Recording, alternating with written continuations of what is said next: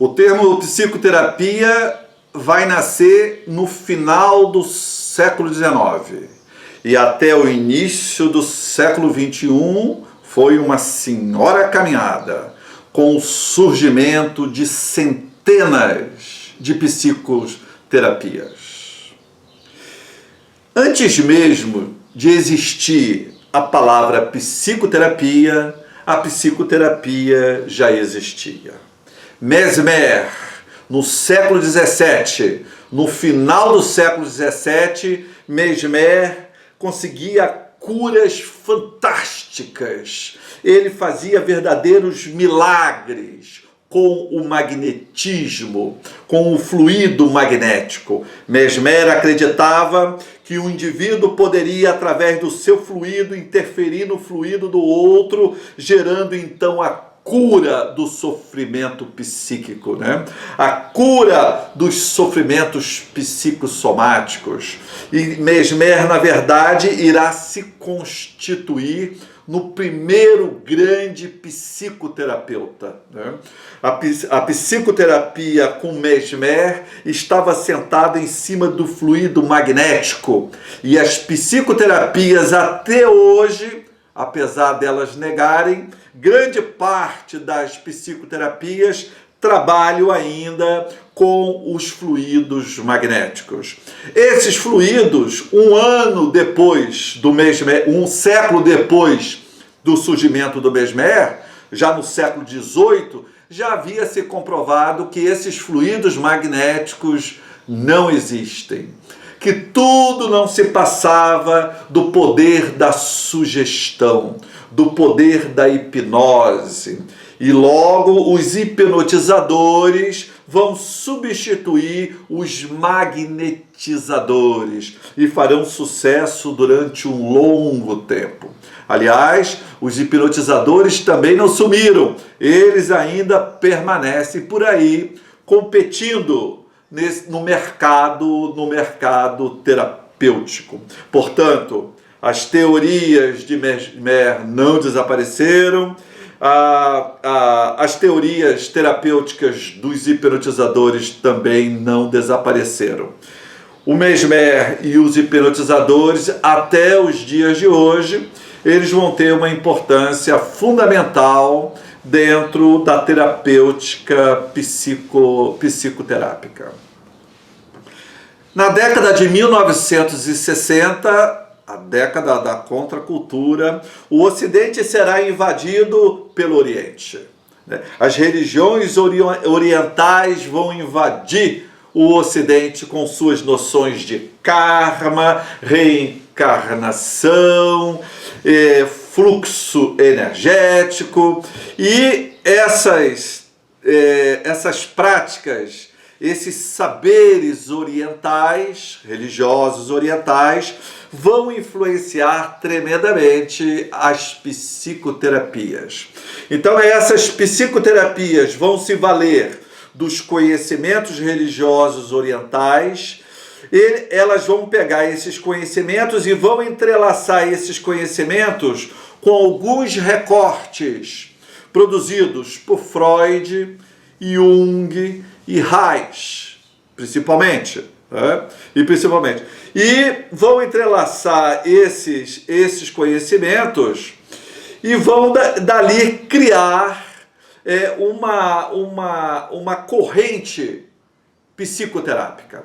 Então nós vamos ter o surgimento da astrologia psicoterapêutica, da numerologia psicoterapêutica, da terapia das vidas passadas, da psicoterapia xamânica, da psicoterapia espiritual, da terapia dos chakras, da terapia do corpo astral, da terapia dos mantras.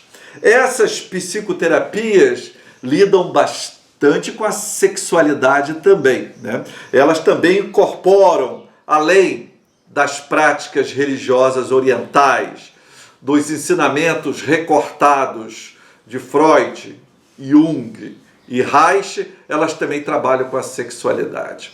Muitas dessas psicoterapias, principalmente as mais delirantes, elas vão trabalhar utilizando o sexo como terapêutica também. Então será preconizado as relações sexuais entre os clientes, né, ou entre os fiéis, ou mais frequentemente entre os clientes e o terapeuta guru. Essas psicoterapias, a grande maioria delas, elas terminam por infantilizar o sujeito, uma vez que ela o desresponsabiliza dos seus desejos.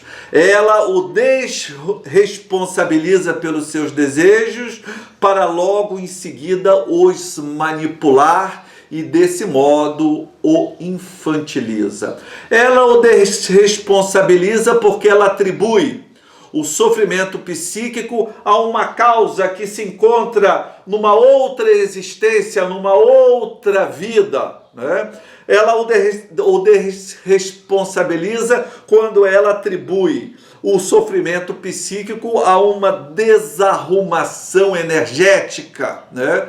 E esse indivíduo, então, que não se responsabiliza pelos seus desejos, é um indivíduo infantilizado. E logo em seguida, essas psicoterapias manipula o seu cliente ou o seu fiel, né? Há uma manipulação do indivíduo.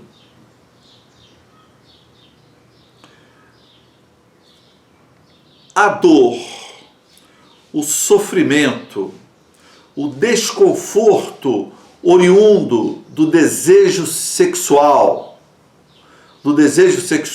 e não somente do desejo sexual, de todo o desejo. O homem, todos nós sabemos disso, o sujeito é um sujeito desejante, né? O homem está sempre sob o peso do desconforto do desejo.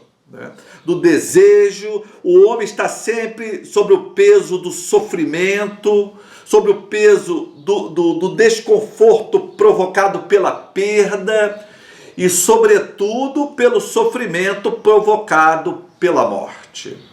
Todas essas psicoterapias, assim como os adeptos da psicofarmacologia, né, defendido aí pelos psiquiatras, os líderes dessas chamadas novas espiritualidades, os terapeutas das medicinas paralelas, todo esse pessoal trabalha oferecendo essa mercadoria extremamente valiosa, que é uma vida sem sofrimento, uma vida sem o contato com o desconforto, é uma vida feliz, oferece uma vida equilibrada e muito duradoura. Tudo isso trata-se sim de uma mercadoria muito valiosa, mas tão valiosa quanto inexistente.